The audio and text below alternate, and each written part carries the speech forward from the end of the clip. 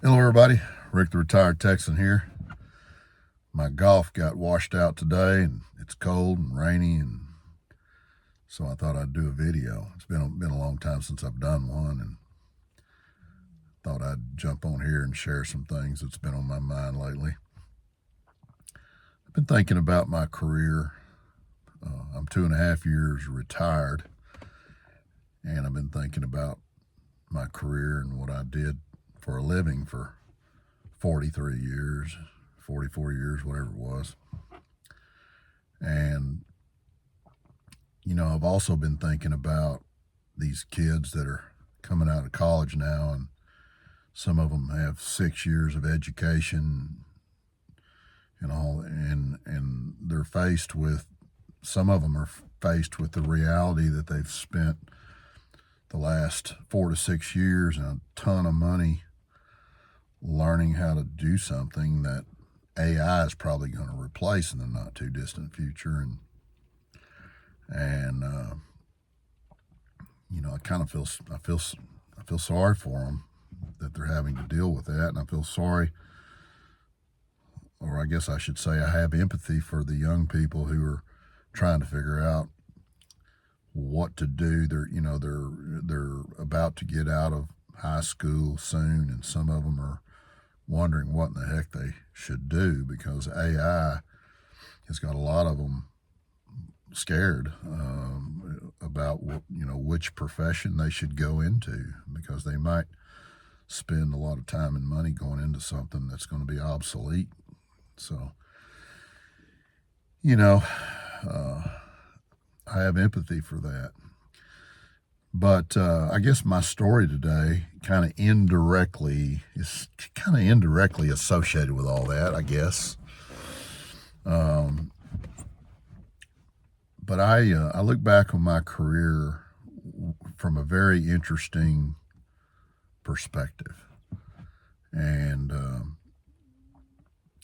let me back up and talk about when I was a kid in high school, and junior high for that matter. When I was thinking about what I want to do when I get out of school. And all I could think about back in those days, I was just consumed with wanting to be a fireman. I wanted to be a firefighter, paramedic, all that kind of stuff. I wanted to spend the night in a firehouse and hang out with all those other firemen, and live that life of camaraderie and helping people and all that. That's all I could think about. And when I was 16, me and my girlfriend got engaged to be married. And before you get too judgmental about how stupid that was, just want you to know that we got married at 18, and we're about to have our 46th anniversary. So before you get too carried away with criticizing when I got married and all that, just be aware of that. It's been a wonderful relationship from the beginning. So anyway, I got off track there, but all I could think about was being a fireman. Well, then in my senior year of high school, I went to work part-time for this company. And it's a consumer packaged goods company, a consumable product. And I went to work in their warehouse when I was a senior in high school. And, all I could think about was, I got to get ready to go start putting in my applications to be a fireman and all this stuff. It won't be long, I'll be out of high school, and I need to start this whole process of getting my 45 hours of college so I can get hired on at one of the fire departments. And then, my wife and I will be getting married, and, we'll live live happily ever after, and I'll live out my dream personally and professionally. Well, so the company that I was working for part-time in high school, right after I graduated from high school, I immediately went to work for them full-time on a delivery truck for this consumable product, a delivery truck. I hadn't started the process of getting the 45 hours of college and all that so I can pursue the fireman deal. Not yet. I was going to do that pretty quickly, but I hadn't quite got there. I was working on this delivery truck full time, and I got my first check, full-time check from this company on this delivery truck, and I was dumbfounded about how much it was. I really wasn't worried about what they were going to pay me and all that kind of stuff because I wasn't going to work there. You know, that was filling in a gap of time that needed to be filled in while I got all the other stuff done. So I wasn't even paying any attention to what they were paying me, to be honest with you, to speak of, you know. And I got that first check,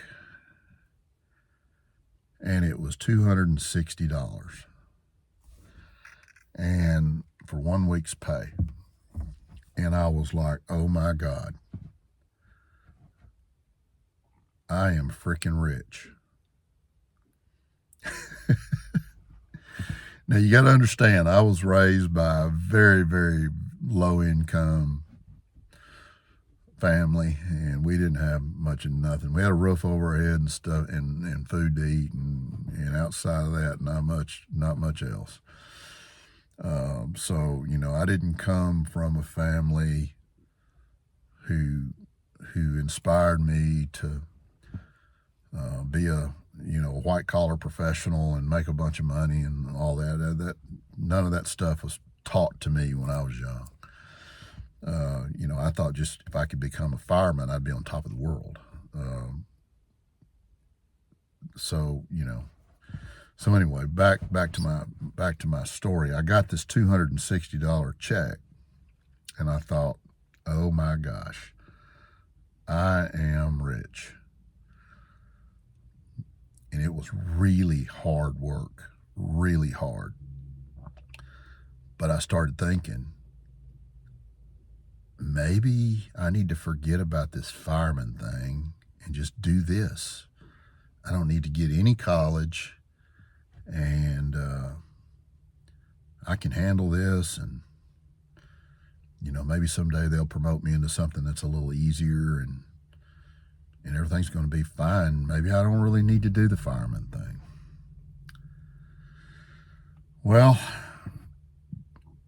so I blew off the whole fireman idea, the thing that I had been looking forward to since I was a little boy.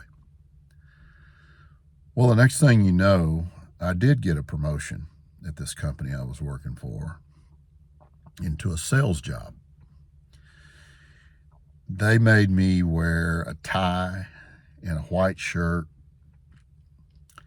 and I was going to make even more money, a lot more than a fireman would make at the time. And so the whole fireman thing had just already been completely deleted from my mind, because I felt like this was just a shorter path, and it's easier, and I can do it, and I'm already here, and I'm getting married, and or by this time I am married, and you know, maybe this is good enough. So they promote me into sales to go out and represent this company, and I had never tied a tie in my life. I had to get somebody to show me how to tie my tie. And I had to start wearing these starched white shirts, and I was really good at this selling thing, but I hated it. I absolutely hated doing it.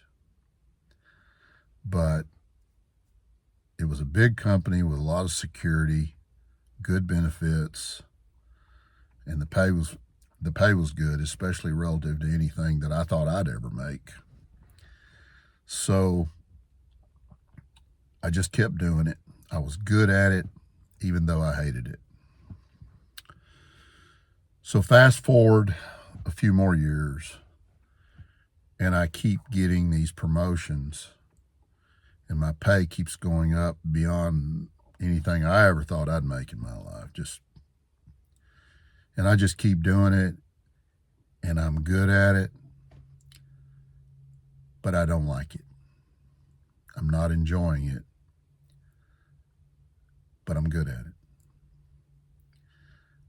So eventually I got to the point where the money was way up there, beyond my dreams, way up there, like I never dreamed I would ever make. And I've got hundreds of people working under me. I'm their leader, and I'm good at that too. Now, if some of my old employees are watching this video at some point, they might disagree. They might disagree with that, but all my performance reviews and all my results indicated that I was good at it. And so I ended up working there for 30-something years. And I made a couple of job changes after that were in that same industry, because that's where, at that point I'm getting up there where I'm around 50 years old, and in my mind I just need to keep staying in this industry because it's what I know and it's what I'm good at. And I've been doing something for 3 decades that I'm good at that I don't like, but I might as well keep making the money and finish it up. And that's what I did. So I ended up working in that industry for 44 years. And I made a lot of wonderful friends, and I got a lot of results that I'm proud of and all that. I made a 6-digit salary from about 1996 until I retired a couple years ago. But I never really, honestly, enjoyed it. And because I always felt like a fish out of water. I always felt like I was doing something that just was not my thing. It was not even though I got a lot of good results, and I think I helped a lot of people along the way who worked under me, and I mentored a lot of younger folks and blah, blah, blah. And those accomplishments felt good. Don't get me wrong, and all that. But I always felt like I was working in the wrong profession. And this is not a regretful situation, because I don't look back on all this with regret. If you look at the definition of regret, that wouldn't be fair. That wouldn't be fair to say I regret having been in the career that I was in. But I will say that I spent my entire career not really feeling like I'm where I should be, if that makes sense. And I wonder how many of you that are retired now, like me, have those same feelings. It's a weird feeling. I have several friends who are retired firemen, and I just get plumb jealous when I'm around around them and they're talking about their old career and all that. And you know, all I can think about in the back of my mind when they're sitting there talking is, you did what I was supposed to do. And I guess the moral to this story is, if there is one, if you're a younger person, if there's any way you can do it and make a living, do something that you're passionate about. Do something that feels fulfilling to you. Don't do anything because it's easier to acquire, and don't do something that's going to pay better and just easier to get. Because if you do, you're going to end up like me decades later, looking back and thinking, I spent all that time doing something I really didn't have all that much passion for. Even though you might be good at it. I know that's, people might say that I'm full of crap. There's no way you were really good at it if you didn't have any passion for it. But I'm sorry.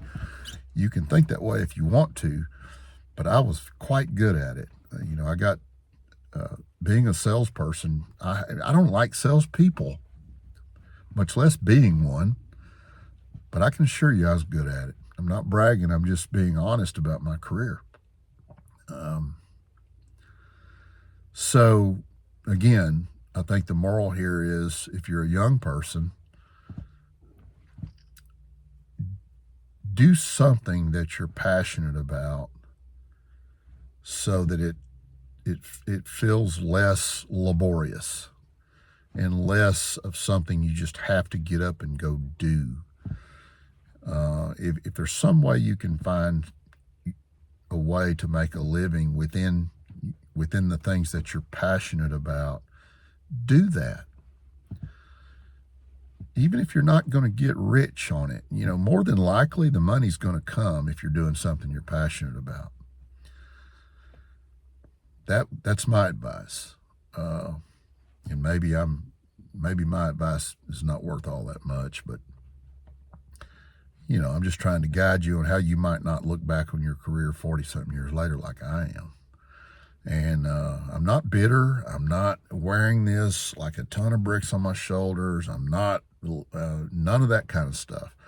I'm just making a simple statement of fact that even though I was good at something for over 4 decades, and even though I made good money and I was a good provider for my family, even though I did all that, I never really had any passion for it. And I wonder how many of you who are retired like me who have that same feeling. I suspect it might be very common. I don't really know, but that's how I feel about my career. But hey, it's all good. I'm happy now, and I've always been happy. I'm just talking about one piece of my life. It was a pretty important piece, but I've always had a good life. Don't get me wrong. This is not a video about regret, because it's not regret. It's just a statement of fact of what happened throughout my business life. And I don't know how common this is. I suspect it might be very common. But anyway, I don't know if you got anything out of this video or not. I just had a thought, and I thought I would get on here and share it. Most of you know I do these videos mainly to leave a documented footprint, video footprint that my grandkids can look back on someday and see what their old grandpa was all about. And I make these videos public so that they might potentially do a handful of people some good. somewhere along the way. And that's the only reason I make them public. But if you do like anything I say or do on this channel, then subscribe to it, if you will, and hit the like button. And if you hit the bell, it will notify you when I put out a new video, which I don't do very often. So that bell might be useful if you want to hear from me. And that's about it until I see you next time. Take care.